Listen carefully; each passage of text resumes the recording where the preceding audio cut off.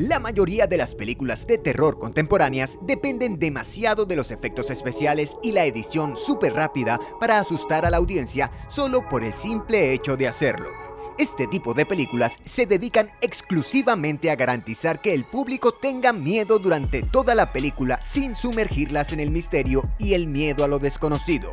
Las películas mencionadas en esta lista logran mostrar los elementos que crean el miedo a lo desconocido de una manera eficiente, a través de una buena idea, un buen guión y una cinematografía magistral. El objetivo de esta lista es revalidar las películas del género en América Latina que asustan a la audiencia mediante la realización de películas brillantes y el uso eficiente del suspenso y el miedo a lo desconocido. Mi nombre es Pedro Gabriel Peña de la Cueva. Prepárate para los spoilers.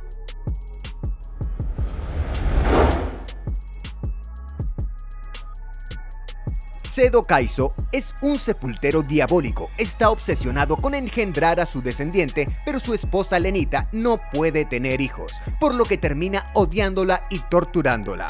Se deja llevar por su retorcida filosofía de ser inmortal a través de la sangre de su hijo y debido a esto termina secuestrando, asesinando y torturando a varias mujeres hasta que encuentra a la que considera la mujer perfecta para su futuro hijo.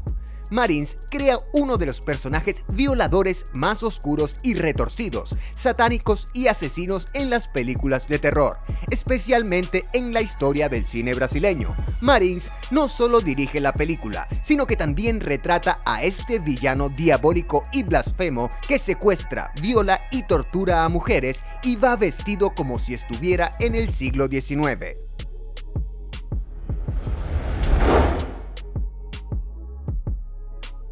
Dr. Jekyll experimenta con él mismo una fórmula para separar la identidad maligna de su alma y, sin que nadie lo sepa, se convierte en Eduardo Hyde, un hombre monstruoso que ronda las calles por la noche molestando a los ciudadanos y cometiendo asesinatos.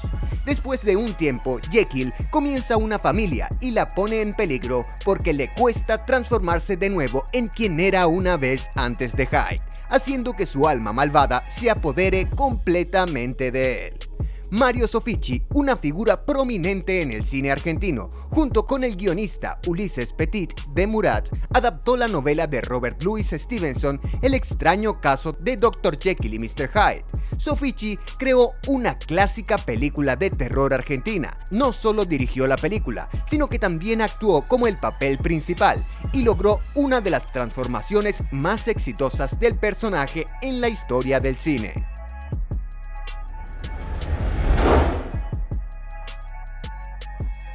Gaston Leblanc llega al famoso manicomio después de un extraño viaje en carruaje. Al ingresar al territorio es recibido por el Dr. Maillard, quien le muestra las instalaciones y sus extraños métodos de curación en sus pacientes.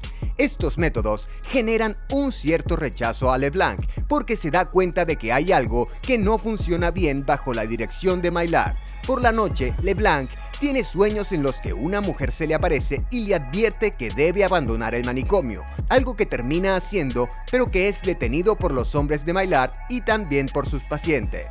El director Juan López Montezuma adapta la historia de Edgar Allan Poe, El sistema del Dr. Tarr y el profesor Feather, pero a través de un lenguaje cinematográfico que tiene una clara influencia de Alejandro Jodorowsky y también Federico Fellini, para lo grotesco en la mayoría de las escenas extravagantes. Se las arregla para generar una película que expresa la locura en la que el manicomio se sumerge a través de sus personajes y situaciones extrañas con un tinte de humor negro, que se mezclan con el surrealismo hipnótico, logrando escenas impactantes.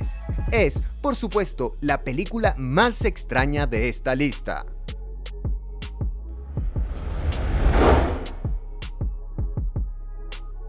Claudia, una adolescente que está en un instituto de mujeres, sufre una pesadilla donde la llama una voz de niña y descubre que una mujer está colgada en el techo de la habitación donde se encuentra durmiendo. Un día Claudia y sus amigas deciden ir a la torre de una escuela en la que tienen prohibido entrar. Claudia asegura que en sus sueños estaba en la torre y en el piso superior había una mujer muerta, Cuando entran, los encuentran Bernarda y la señorita Lucía, una maestra que siempre está del lado de los estudiantes. Una joya del horror gótico mexicano, los elementos de un instituto de mujeres donde ocurrió un evento macabro y está relacionado con algo oscuro en su historia, naturalmente hacen que la trama tenga ciertas similitudes con el clásico de Darío Argento, Suspiria.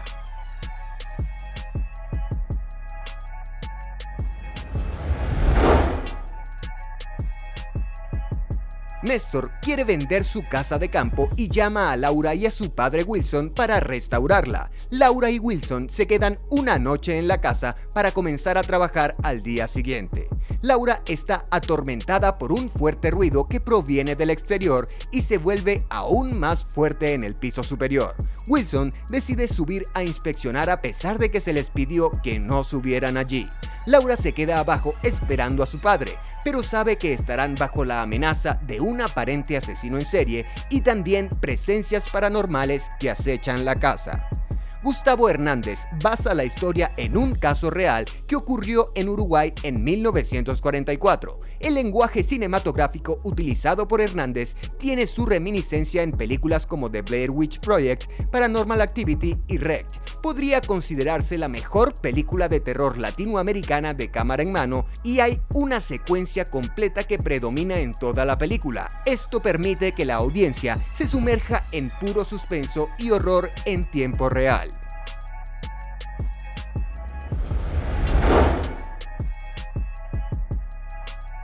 Rodolfo y su esposa Lucía viven en una casa antigua en una ciudad de México con su hijo Andrés y sus dos hijas, Martita y Malena. La tía de Rodolfo, Alejandra, llega a la casa familiar después de la muerte de su madre y se muda con sus pertenencias, ya que quiere ayudar económicamente a la familia de su sobrino. Martita y Andrés notan que la presencia de Alejandra es siniestra y causa rechazo, pero sus padres no les prestan atención hasta que comienzan a ocurrir eventos extraños en la casa. La película está dirigida por el legendario director mexicano Arturo Ripstein. Su visión y actuación de Corona le da a la película una buena construcción de sutil inquietud de terror, misterio y violencia. Es una película extraña dentro del género del cine mexicano que trata los elementos sobrenaturales relacionados con los cursos, la magia negra y el satanismo.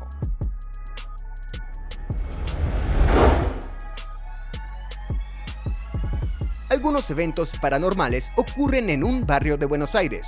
Una mujer es misteriosamente asesinada por una presencia invisible. Un niño sufre un accidente mortal y regresa de la muerte. Y finalmente hay un joven que sufre la presencia de un hombre monstruoso en la noche cuando se va a dormir.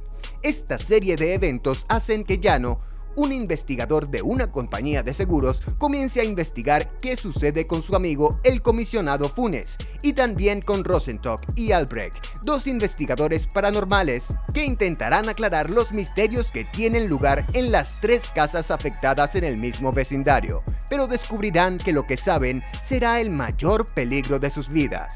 La película está dirigida por Demian Rugna y resulta ser una película inesperada con un guión que juega constantemente con lo desconocido. El público no puede descifrar lo que sucede en el vecindario porque los tres eventos paranormales son diferentes entre sí, lo que genera intriga y misterio. Es una historia sobrenatural que tiene algún tipo de influencia lovecraftiana, cuando Rosenstock le explica a Funes sobre el posible origen de seres monstruosos que son de otra dimensión y atentan contra la vida humana.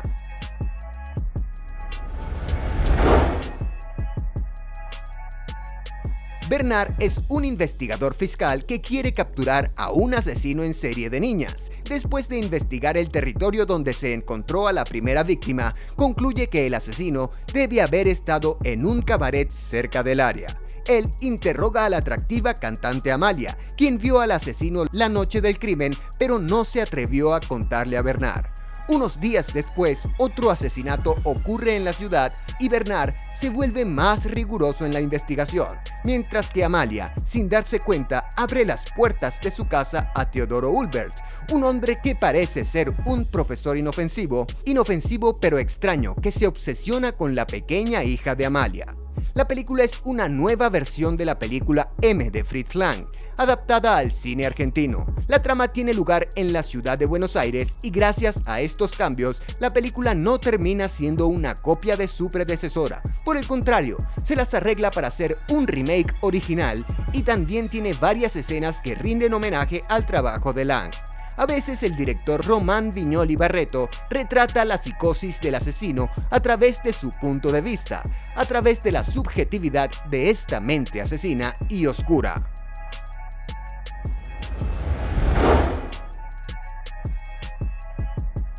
Jesús Cris es el dueño de una casa antigua que descubre junto con su joven nieta un extraño artefacto dorado con forma de insecto escondido en una pequeña estatua de ángel y utilizado por un siniestro español alquimista en 1953. Cuando Cris agarra el dispositivo, dos patas de la araña emergen lentamente y se adhieren a su mano, mientras una aguja le inyecta una sustancia del insecto que misteriosamente vive dentro del dispositivo. Es la primera película de Guillermo del Toro cuyo guión tiene elementos de fantasía y terror. Es una historia de vampiros, pero del Toro logra darle un giro original al mito típico de ambos personajes. Esto, así como por haber creado el vampiro más triste que se haya hecho y a quien apenas se le anima a lamer la sangre del piso de un baño, siendo lo opuesto al vampiro con grandes poderes y colmillos, es decir, la representación clásica que el cine ha mostrado a lo largo de décadas.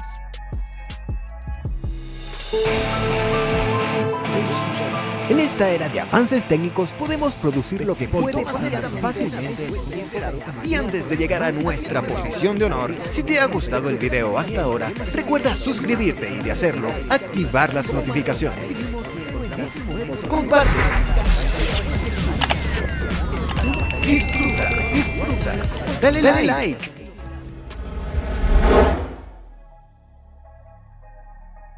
Durante la Guerra Civil Española, dos republicanos llevan a un niño llamado Carlos a un orfanato, porque su padre murió luchando contra las tropas fascistas de Franco. Casares y Carmen aceptan al niño en el orfanato y allí se encuentra con el portero Jacinto y una maestra llamada Conchita.